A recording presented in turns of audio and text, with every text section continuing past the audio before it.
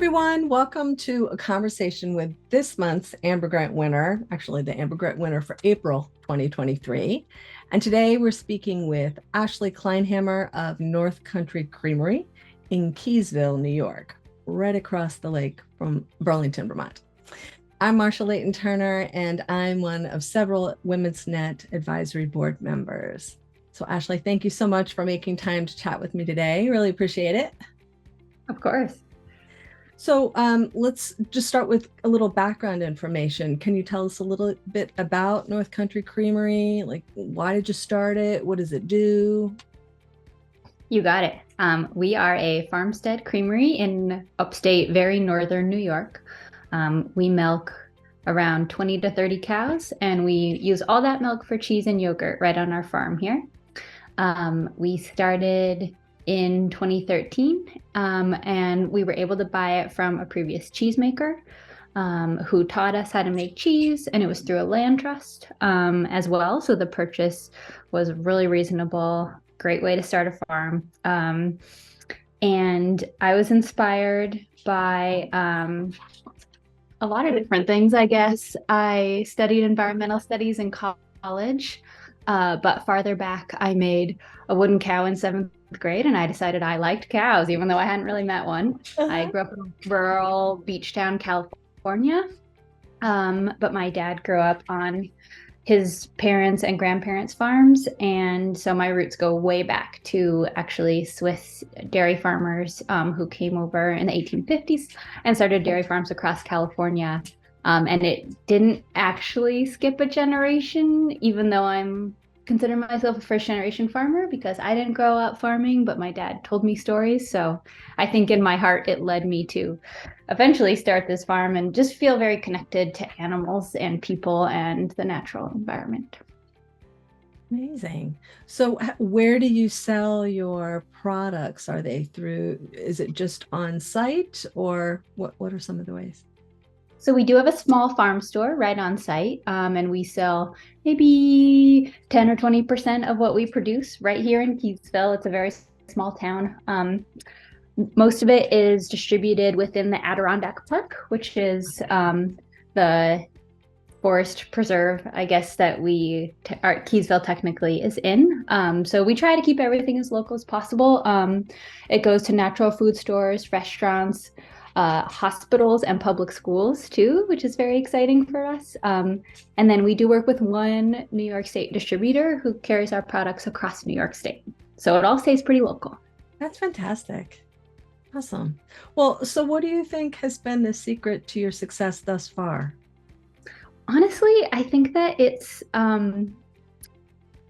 all about communication and listening. I mean, I'm a very passionate and focused person, so like that inspires my work every day in the happiness to work way. And I think that between a deep care for cows and people and the environment, I've been inspired to maintain really healthy and exciting relationships around me, and that's between people, animals, and the environment.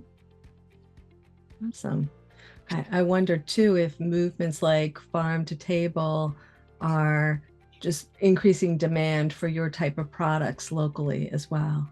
Absolutely. People care for health, nutrition, global sustainability. Where are we getting our food? So, as locally as possible is often the healthiest as possible, and clearly fewer food miles. So, Love that. So what are some of your longer term future goals for the business? So we are working on becoming a worker owner cooperative. Currently, I'm the single owner of our, LLC formation, but my partner and I work very closely together in the day-to-day management and day-to-day work, and we work with 5 awesome coworkers. And we would like to offer them an opportunity for ownership in the business.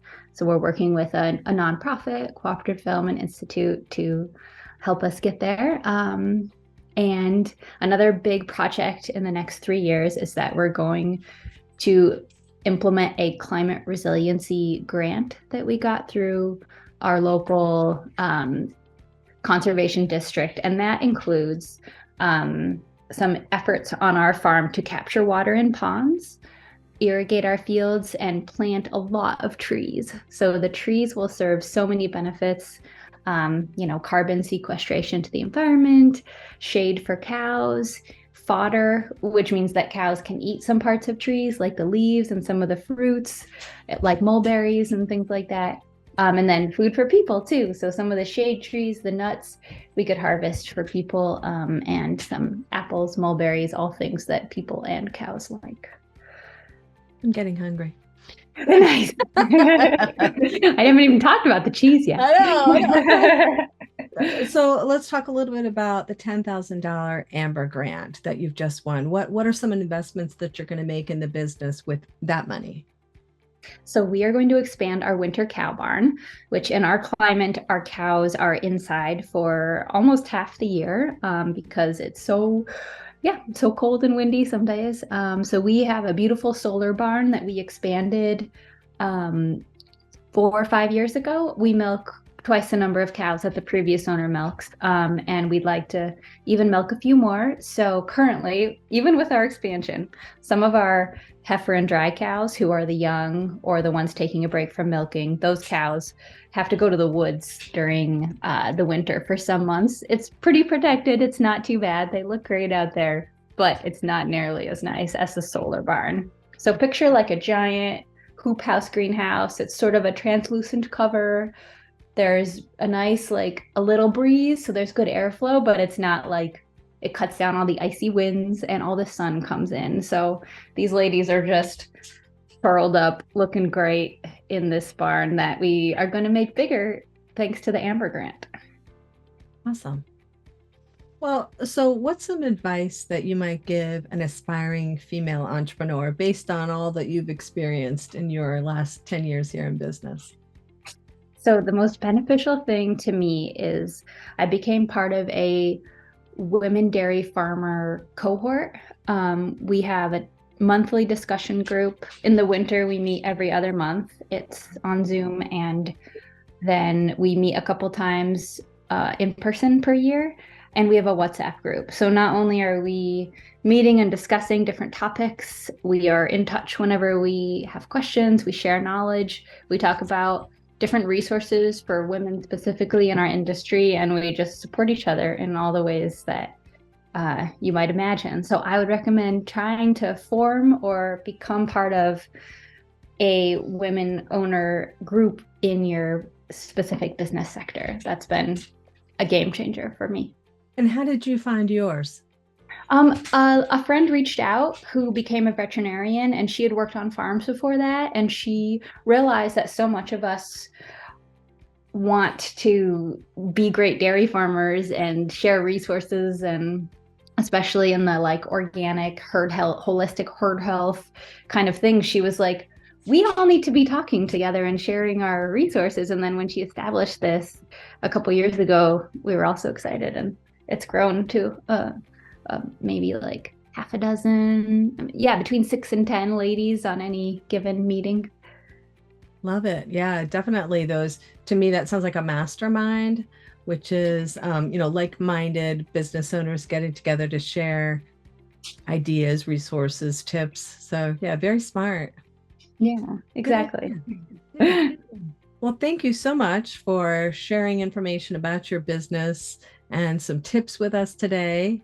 And congratulations again on your win and being last month's Amber Grant winner. Well, thank you so much, and thank you for the grant.